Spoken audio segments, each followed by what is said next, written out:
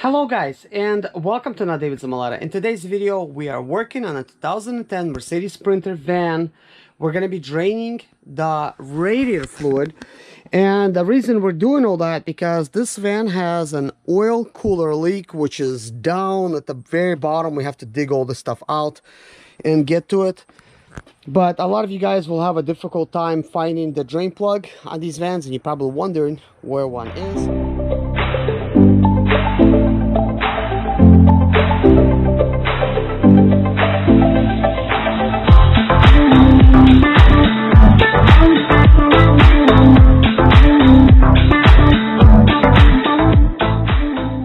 So let me take you in there and show you.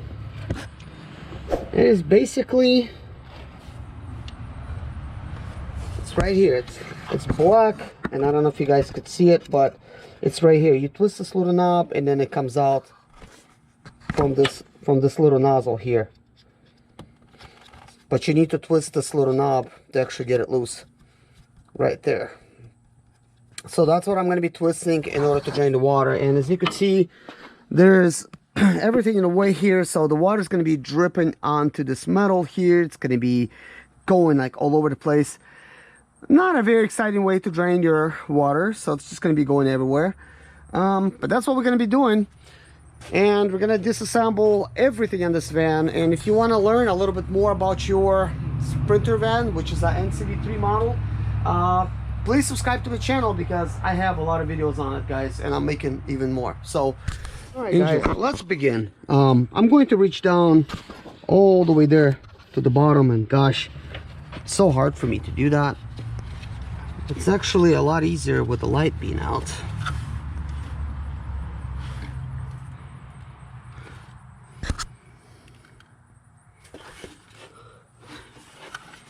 Yeah, like this. I got my hand like right on it. So I'm twisting it, and I just twisted it open. Nothing's happening, and the reason is it's still holding pressure. Or I might just not have any radiator fluid. No, it's got it, but it's not coming out.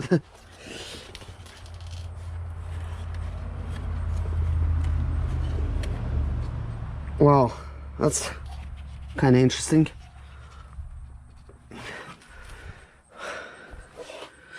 It's open.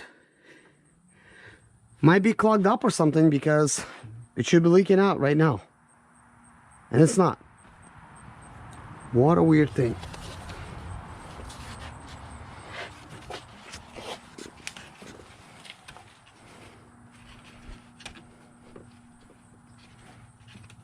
There is really no other thing for me to do besides remove one of the hoses and have it drain out. But what we want to see, guys, once we're draining it, we got oil mixture with water. It doesn't always happen. It does happen sometimes because the oil cooler is together with the water cooler.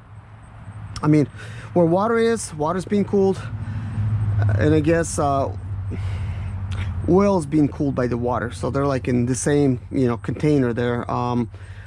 And the seals are right next to each other, so if they leak, there's a good chance that oil might mix with water, vice versa, and that's not gonna be good. It's one thing if oil just made it to water and that's it. It's a whole another issue when water makes itself in, like into the engine, mixes with oil. Then you're gonna have some problems, like you could even have a hydrolock. But anyways, we're gonna have to take one of the hoses here, and we're gonna have to disconnect it and drain it the old-fashioned way, like over here. That's what we're gonna do. And I don't feel like getting wet.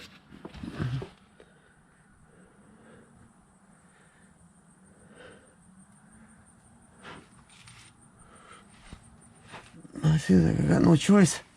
Ugh. Okay, so I'm gonna have to wear some gloves, different kind. Other Sprinter 2012 I'm doing everything correctly. It only twists halfway. It doesn't really twist out. I just double checked on there. So seems like I have no other choice but to get in there and actually open it up the old-fashioned way, pull the tube, start draining. But if it's not draining, it's either stuffed up or we have another issue. Maybe there's just like no water in there. Maybe water all leaked out. So we'll find out.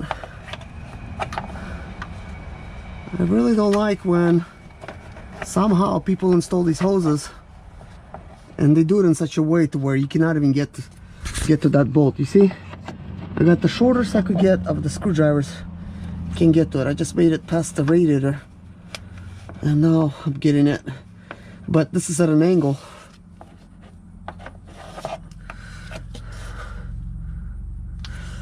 Oh, it's still too tight.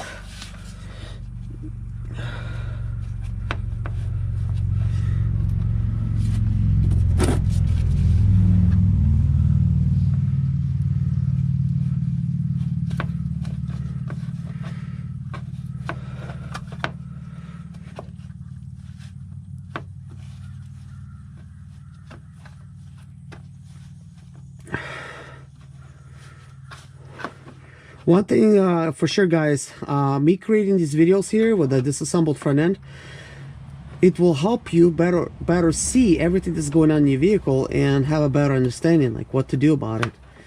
And you could choose whether you want to take your front end apart or not. But it will allow you to see, for instance, how to put the belt on. I'm going to show you. This one has two, and it's not easy. You actually need a special tool to put it on. I don't have the special tool, so you probably don't either. That's for the little belt. So I'm gonna have to do it like we used to do it as kids, putting the bike chain on.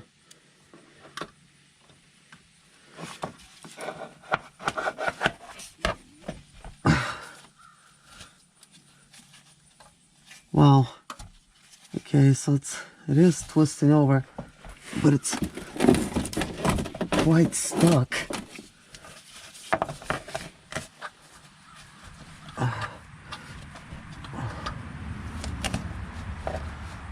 Try to pry it a little bit.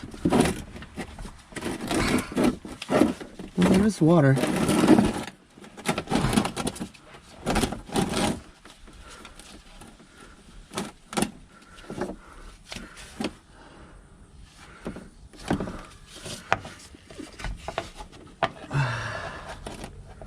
I want to remove this bolt just a little bit more. I'll use a longer screwdriver this time because now I got it twisted out of the way.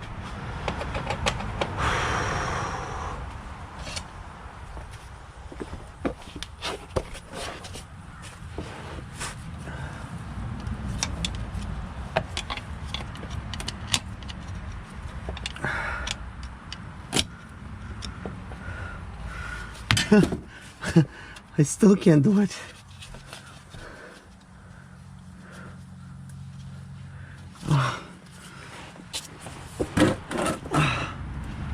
I'm just gonna have to do it with my hands.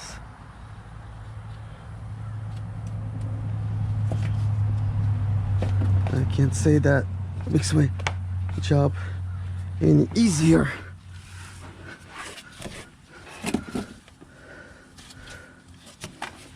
Something as simple as removing this bolt requires so much effort. There's really no other way to really do it except this way. It looks like by me using a small screwdriver, that's the only way to really go about it.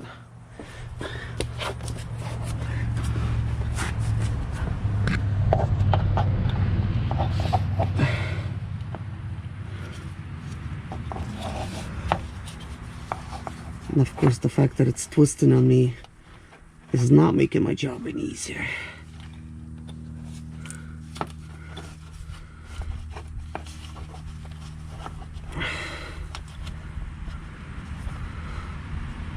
have to spin it basically with fingers in this tiny area while holding the clamp at the same time.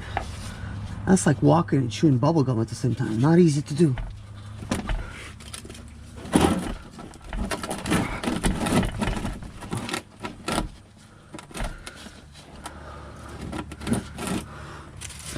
Okay, I'm just gonna turn it off and struggle with that until I push the clamp like actually up, because I thought the clamp was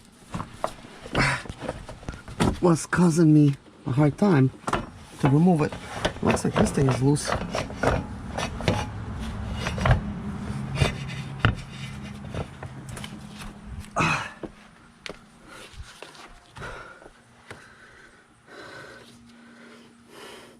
You would think there'd be an easier way to do this, but there's just not.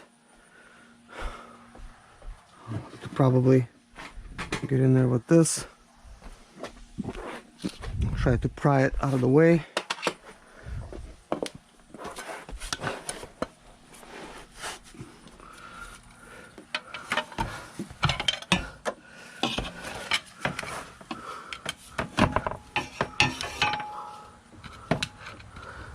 You know, after a while, these hoses, they get welded pretty much, and then they don't want to let go.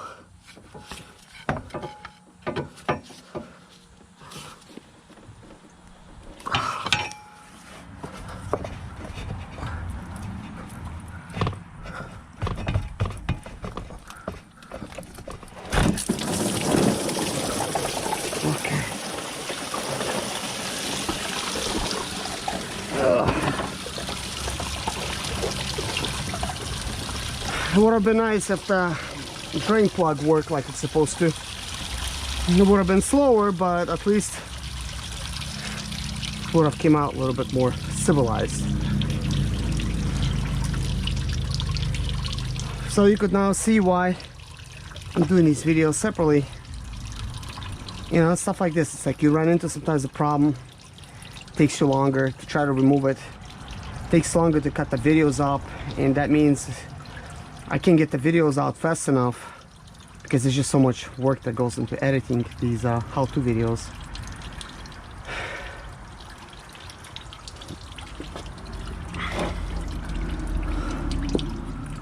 So it looks like we got a free leaf.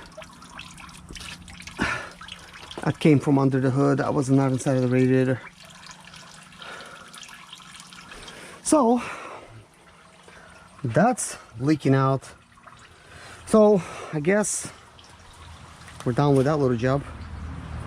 By the way, gloves are so expensive. It's like $1 per one set basically. And this video is probably not even gonna make $1. Maybe it'll make $1 like in a whole month, really. You would think I'm making like a lot of money from these sprinter videos. I really am not. The sprinter content is probably like the only thing that does not make me money, but it defines what I do and it helps the most people out. All the videos that has nothing to do with sprinters, they blow up and they're making me money, which is awesome. But sprinter stuff, nope. So it's a good thing I'm actually getting paid for this job. I'm making basically content that will help people with their sprinters, which is helping me, you know, for my supplies and tools and stuff to do these type of jobs. And gosh, I'm losing my breath, guys. Guys, thank you so much for watching this video. Thank you for liking and subscribing to my channel. If you haven't already, please subscribe to the channel because we're going to be making more videos. And as you can see, this is the same day that I recorded all these other videos, but we are continuing, and this is going to be spread out throughout, like, I don't know, past 10 days, I guess, maybe more, depending on how much content I'm going to make. There's a good chance it's probably like 20 videos. Because there's just like so much work and every little thing I'll have to separate. But if you want to see these videos early, if you're still watching this in November, you can subscribe to the $1.99 memberships that I have, and I'm going to give you early access to those videos. But if you need to talk to me and ask me questions about your van feel free by contacting me at zimaleta@gmail.com. I basically do consulting all the time for Sprinter owners, and I only charge $60 per hour right now. But once I get busy, I'm gonna actually raise my rates. But so far, I'm talking to a lot of different Sprinter owners, and everybody's saying that, you know, the service is so great, you should be charging like $100, you know. But at this point, I'm just being fair. $60 is enough for now, and I'm gonna continue helping you guys. So if you need help, let me know. Well, guys, see you in the next episode. And if you're now just tuning in, I do want to let you know that I already recorded a bunch of these other videos, and they are all in a single playlist, which is going to be called 2010 Mercedes Sprinter Oil Cooler Seal Leak. Probably something else in there. It's going to be placed on the very top of my front of the YouTube page, a playlist. So you can just click on it and you're like, oh, okay, this is all the videos to it. They're going to be organized basically piece by piece, how I was doing it, like, and I was actually disassembling stuff and then reassembling. A lot of stuff to do with this one. I gotta replace oil cooler seals, and we gotta replace the intake manifolds, and we're gonna be pulling the turbo and possibly even pulling this engine, because I gotta change the wiring harness. And with the way everything is so tight, as you can see back there, there's like not a lot of room to work. There's a good chance I'll have to pull the turbo, but we will see. If it can be done with the engine being in, I prefer to be staying where it's at and just going about it that way. But anyways, we're gonna find out. See you in the next video. Let's take a look at the water. Clearly there is no oil in it, so there's some little swirls and stuff that could be just from oil, just like little droplets falling in from whatever. So that's a good sign. There is no oil inside of the radiator fluid. Question is there water inside of the oil? So what we're gonna do is we're gonna go ahead and actually drain all the oil in the next episode, and you'll get to see if there's some water in there. If there's no water, great, because that could actually really mess things up. My name is Serge Zimaleta. I'm 37 years old, and yes, I experienced success after buying my first home for cash. Back in 2011, I was broke, but I learned to solve problems on my own. Now I'm helping others to solve their problems. I know what pitfalls to avoid to stay profitable in business. Need motivation to be more successful in your life? Do you have Sprinter expedite or business problems? Then subscribe. Let's find creative solutions to your problems. Hit the bell notification so you don't miss any of my helpful videos.